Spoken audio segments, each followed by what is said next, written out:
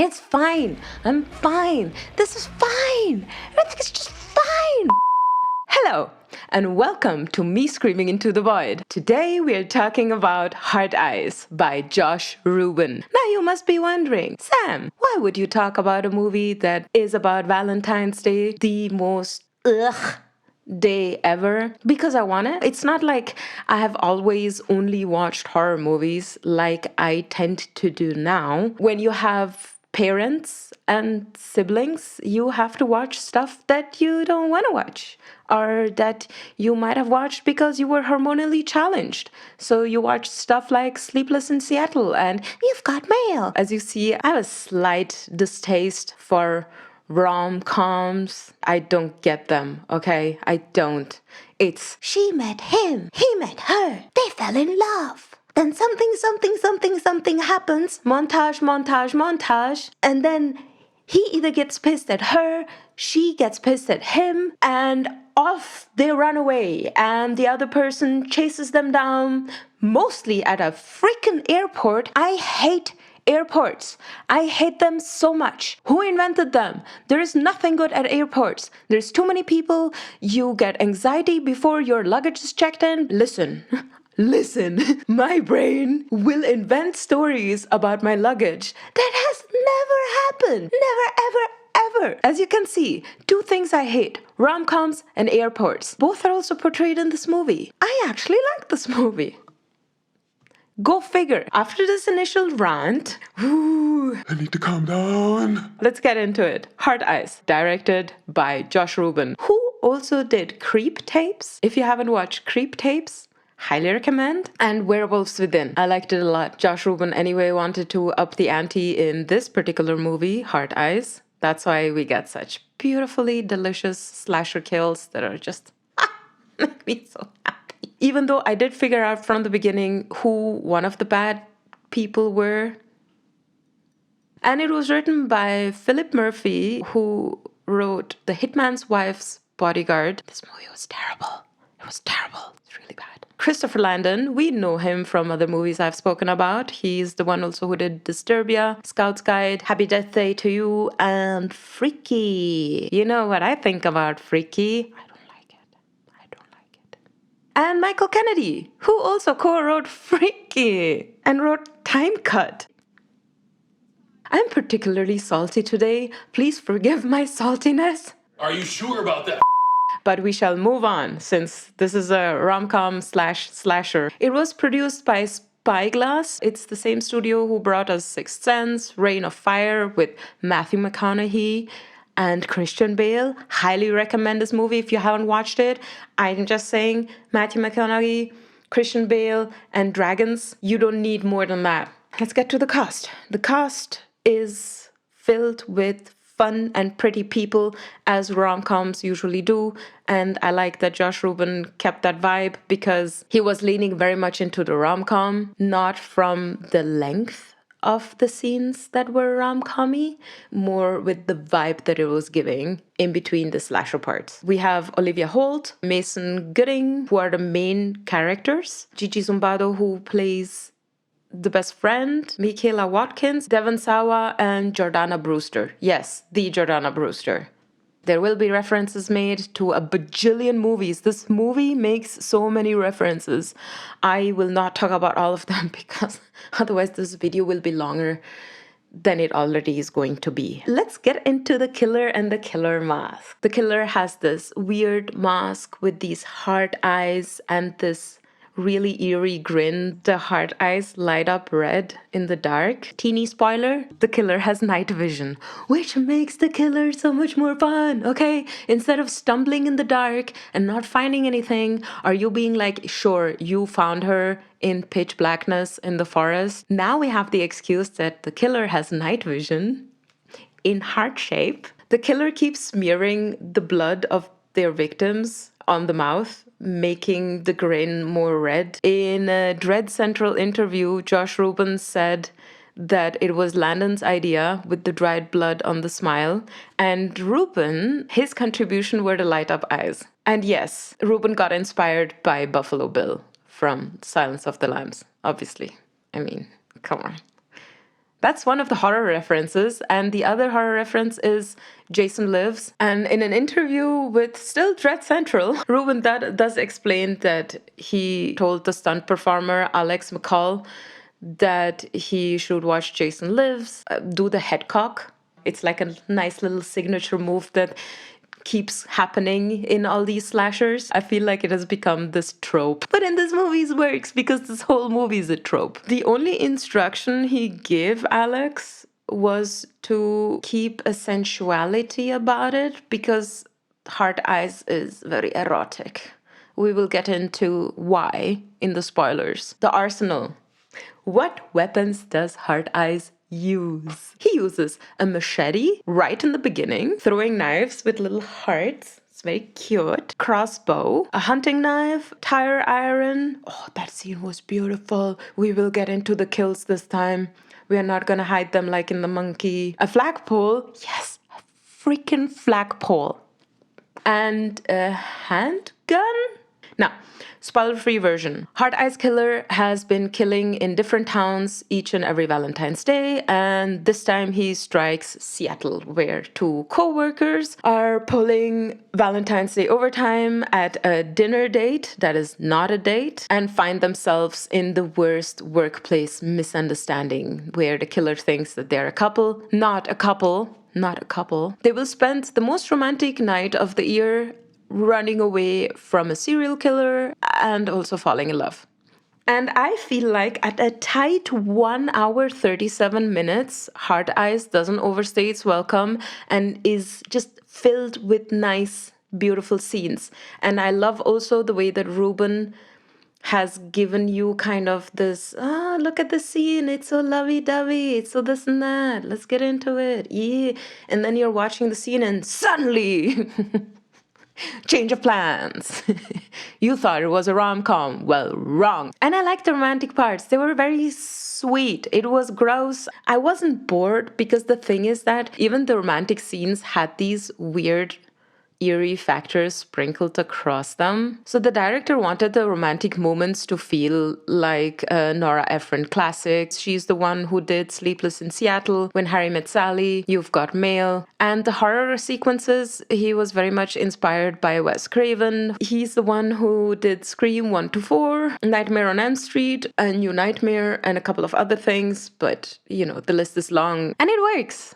It really works because the killings are vicious and highly entertaining, while the meet-cute moments kind of lull you in this false security until blood starts flying. Let's get into the plot. I will warn you as soon as we have spoilers. I feel like spoilers are as subjective as liking a movie or not. We start with this extravagant influencer couple set up in a winery where she's wearing the typical influencer hat and he looks like a rich boy and he proposes to her, and then there are these rude moments where she bites into the strawberry and finds a proposal ring and she's like, I told you not to put it in the food. You see what's happening? You have this romantic setting and suddenly there is this weird aftertaste, and I love that.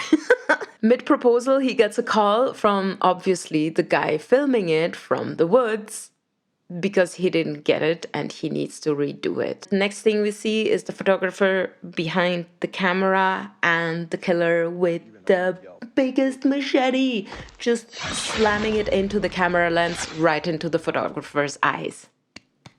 And it's only been 3 minutes. The girl is on the phone with the photographer but doesn't hear him anymore, and that's when we hear twack! And her fiance gets hit by a crossbow and dies.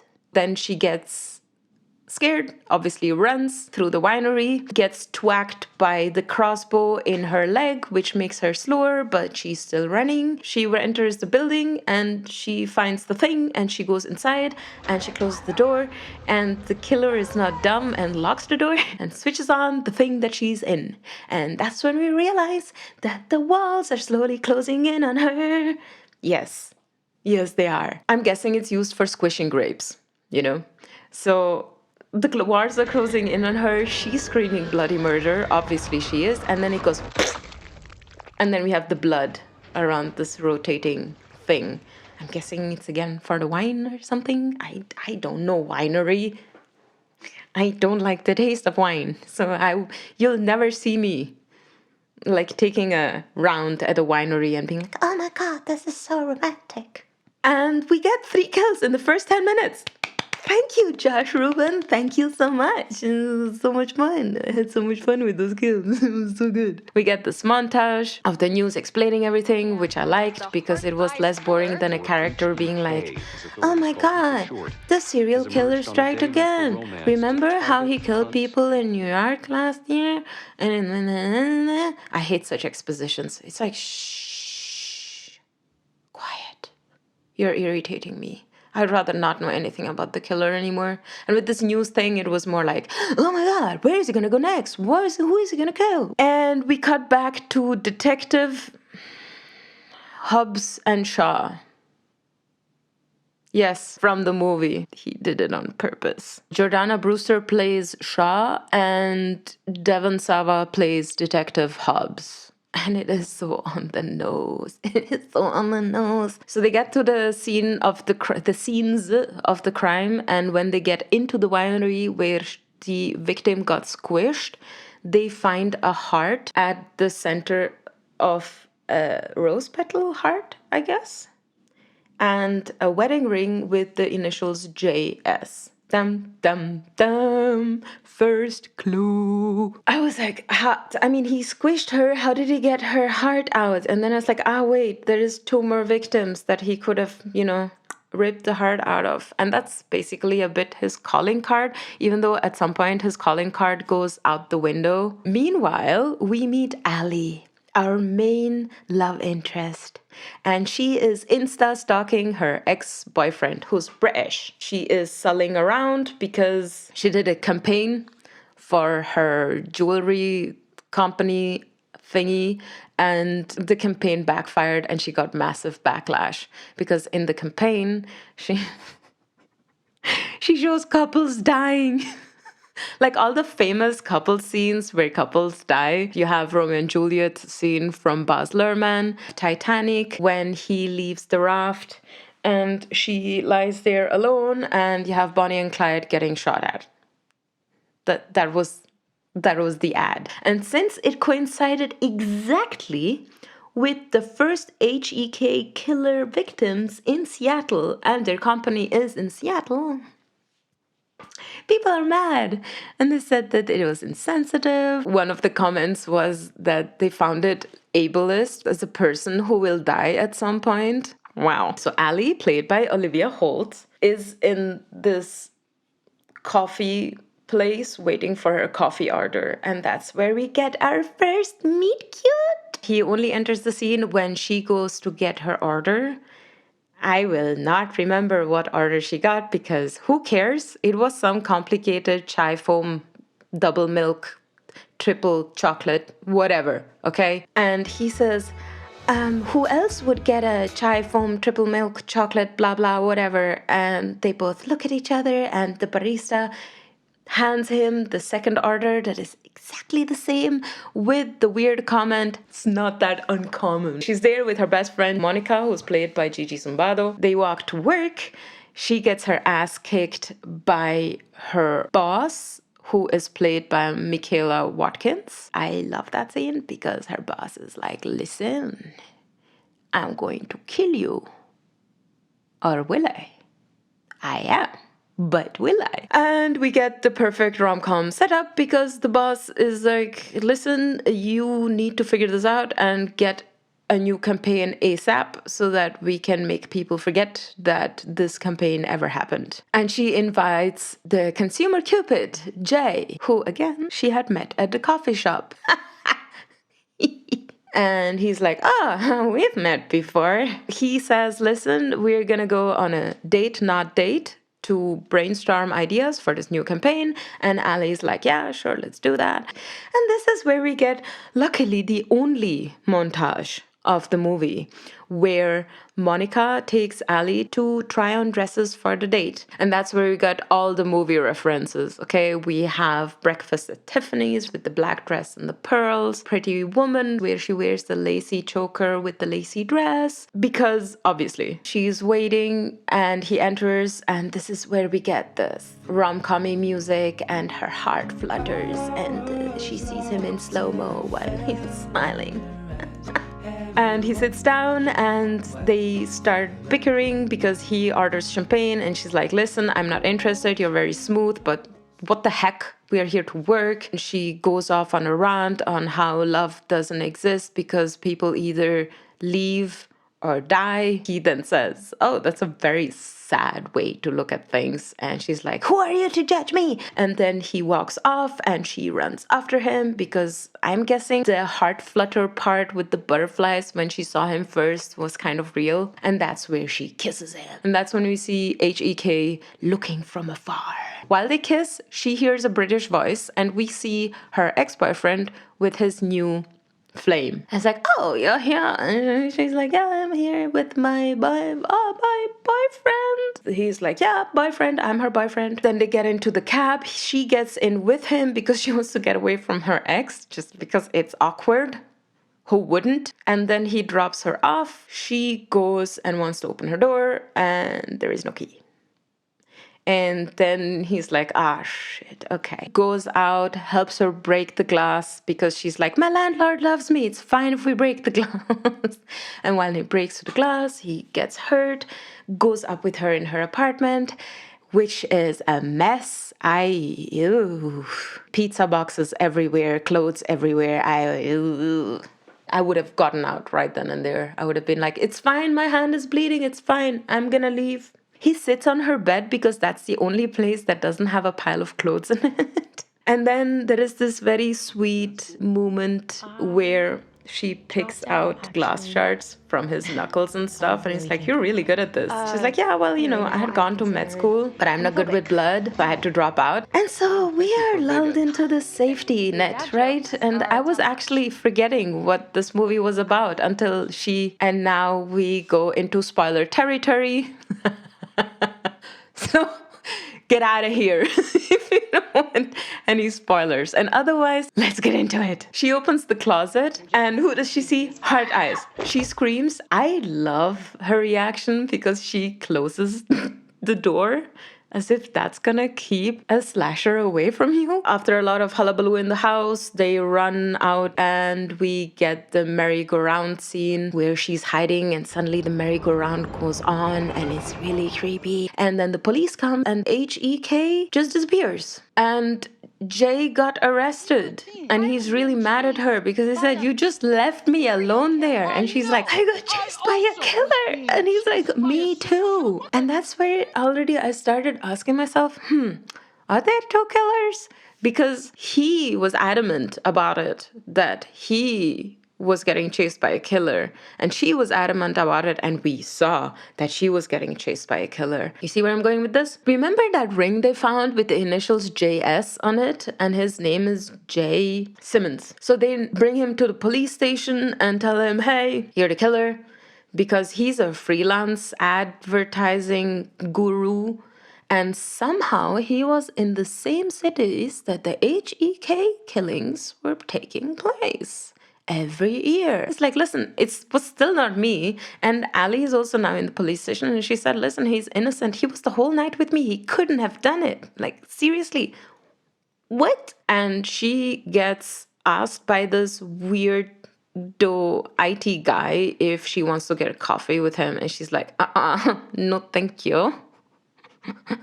I have other things to deal with. HEK was right behind me. I don't think this is the moment to ask me out for coffee. Shaw then goes out to see what the hullabaloo is about. Shaw tells her, you stay with the policewoman, because Ali is like, he's innocent, let him go, he didn't do anything. And Shaw's like, we'll see about that. That is already where I started putting two and two together, and it was like, Shaw is hell of suspicious. Asking weird questions like, are you two in love? Even in the interrogation room, she's like, so are you single? Do you love her? And at first, when I watched it, I was like, maybe she likes him and wants him for herself. I mean, he is hot. But on the other hand, I was like, really? Really? Which kind of detective asks questions like that? So then it gets dark. Ali grabs the flagpole to defend herself. Policewoman comes in and she's like, what are you doing? And she's like, God bless America. And then she puts the flagpole back, and then the policewoman goes into a closet to get a flashlight because everything got dark. And she's like, that's usually when the killer strikes. And she's like, how would you know? And that's when we get the flagpole killing scene, and the killer just thrusts the flagpole into the policewoman right through her. Fun times. Ali freaks out. She runs to the interview room. She rescues Jay. As they run out, they land in a drive-in. As Hard Eyes walks down this drive-in, people are like, hey, not cool. Why are you wearing that mask? They caught the killer. Because when Jay got arrested, everyone said, hey, the killer got arrested, so everyone was lulled into this comfort of knowing that the killer wasn't out there anymore. And that's when you just see HEK with the hunting knife just chopping people up. It was so nice to see because they're all just unsuspecting moviegoers, right? And they're in love and everything's fine, and then you just beautiful. What I like about the scene is, unlike Scream, this part isn't calculated. None of the parts are, because it's not premeditated or anything, because it's mostly in public places. It's completely erratic, impulsive, and unhinged, okay? And I love it. And that's when we get, in romantic comedies, when they start talking to each other and get to know each other. So Ali and Jay, they hide in this hippie van where there's this couple making out in the back, and they are definitely stoners. They are just going at it and, doing the deed. And Ali and Jay start talking about their families, and it gets all mushy. The killer then hears the screams of pleasure and opens the van doors from behind. And then they take a tire iron and just smack dab it down into the throat of the hippie guy. And then they take the head of the screaming woman who's still on top of him and just slam it down on the tire iron, causing a hole. And that's when you see Ali and Jay through the hole. So good. And then they run out of the van, and HEK runs after them. And that's when we get the cameo of Josh Ruben, the director himself, who appears as moviegoer number 2 and yells, holy shit, somebody call 911! I don't know why these small little details make me so happy. Determined to end this nightmare, Ali turns to Jay and says, listen, we have to finish this because he's after us. We brought him here. And that's when together they pull out the tire iron from the guy's mouth. It was so romantic. By the way, the special effects were just... We had an oldie but goodie doing the special effects again. Tony Gardner. Thank you, Tony Gardner. If you don't know, Happy Death Day, Zombieland, Clowns, Scout's Guide. So they grab the tire iron, kill HEK together. What else brings you together than murder, right? It's gonna come back, you'll see. Then Shaw arrives at the scene, picks up Jay to bring him to the airport because he's off to his best friend's wedding. Another Julia Roberts rom-com. At home, Ali kind of realizes, oh my God, I need to. And yes, we get the trope, and actually does run to the airport, but not before we get the most reference monologue from Monica, because she calls Monica and she's like, I don't know what to do. I think I really like him. What the heck? What's happening? And then Monica on the phone, she's like, you deserve to be happy even though you're a weirdo. And now listen, I mean, you can be so clueless sometimes. It's one of the 10 things I hate about you. Honestly, You can't let Jay go off to his best friend's wedding and hook up with a bunch of bridesmaids and move to Notting Hill. No, this is love. Some kind of wonderful, crazy, stupid love. Actually, 7 references in one monologue.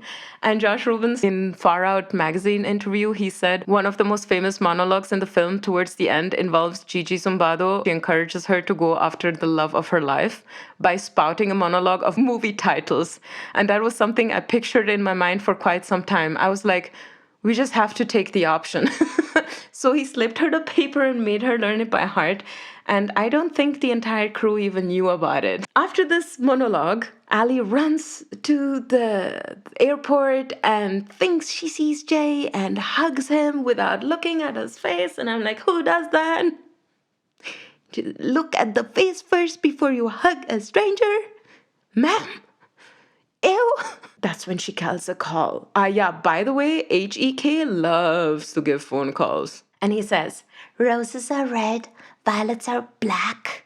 Guess who's with me and not coming back? Jay never made it to the airport. If you want to save him, come to the St. Valentine's Chapel. She goes there, and that's when we get the grand reveal. There is 2 HEK killers, actually 3. The third one was a third wheel. It was a fanboy. And that's why we had all this messy splatter going on at the police station and at the movie drive-in. So it was more like a patsy, I guess. And the first killer that unmasks himself is David, the friendly IT guy. And Ali was there just like, who are you? He's like, the IT guy. You know, we met at the station. I asked you out for coffee. And she's like, I am too traumatized to remember a friendly conversation I had with somebody on random after getting and before getting attacked again and again and again by a killer.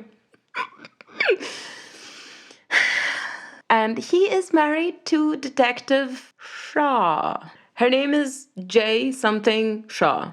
So the wedding ring was actually his that he lost while killing the Tumblr couple in the beginning. The second reveal was so obvious to me. It was Detective Shaw. Obviously, it was Detective Shaw. It was always Detective Shaw. I was like, ugh, I knew it. I knew it. You find out that it's a kink that they have, and they like murdering couples.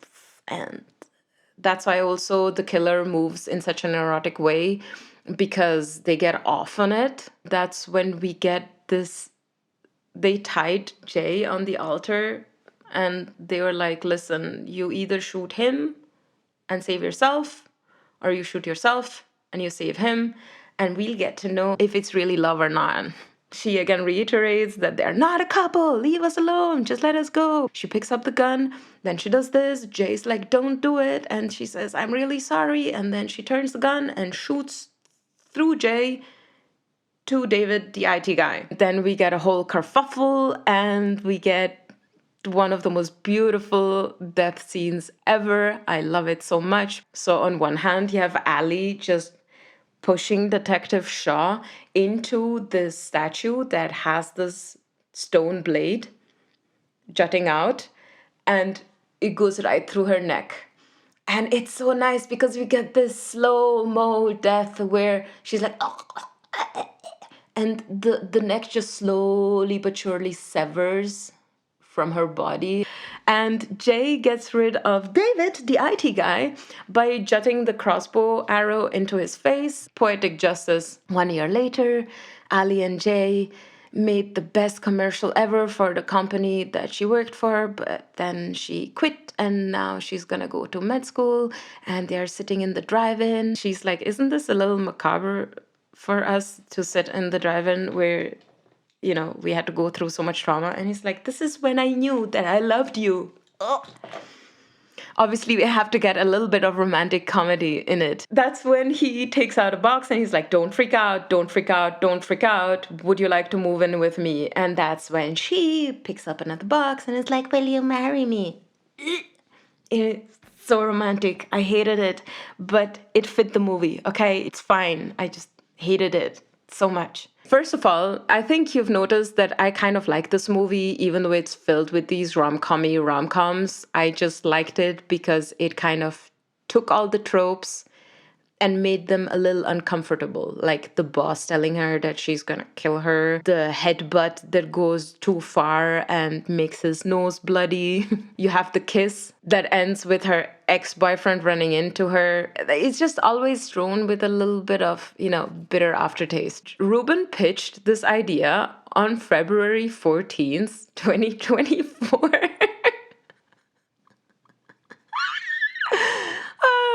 Obviously he did. He said that people after his first movie wanted him to really go for it, go for the jugular, go for blood. He said, people love blood, we love blood. And I am all for this. Mr. Josh Ruben, I loved your movie. Thank you so much. Please do more. I enjoy such movies, okay? Some people think it's disturbing. Listen, as long as it's fake, it's fine. When Collider asked him which one was his favorite scene, he said it was definitely the drive-in because he felt like it was like this Jaws at the beach moment, but in slasher form, because you have the sea of people just, watching a movie and the killer just going... I really enjoyed this movie. I like that it leaned into the whole romantic comedy of it all and also leaned into the slasher genre, just smushing it together and making it something very weird and entertaining. And I can't wait to see what he has in store next for us because it was a fun time. Even though I hate Valentine's Day, it's a movie that I actually might whip out on Valentine's Day to see annoying people getting killed. Yeah. So those were my thoughts. Let me know in the comments how you liked the movie or if you're gonna watch the movie now that I spoiled it all for you. And I'll see you next time, screaming into the void again. Bye!